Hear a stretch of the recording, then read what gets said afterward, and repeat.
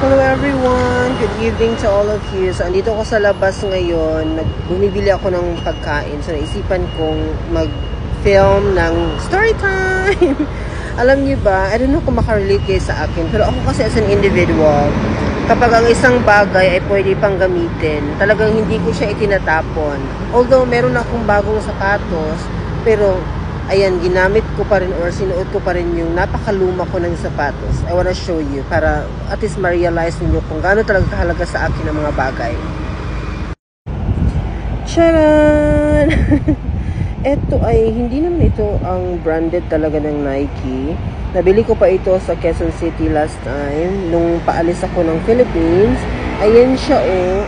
Lumang-luma na siya. Ayan, actually sirang-sira na itong part na dito. Ayan. Pero sinusuot ko pa rin siya ngayon. Kasi alam nyo, dito sa, sa New Taipei, kung saan ako located, lahat talaga ay kailangan mag-prepare ka when you go out. So, ayan. Ganito lang tayo kasimple dito sa Taiwan. Kasi alam nyo, dito din, hindi mo ma-feel na madi-discriminate ka with the things that you wear or anything else. Wala, kasi hindi sila titingin sa'yo. Hindi sila makikialam sa kung ano yung sinusuot mo.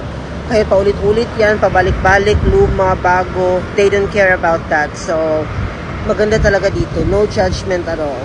Yan, story time and sharing ko lang po sa inyo. Bye-bye!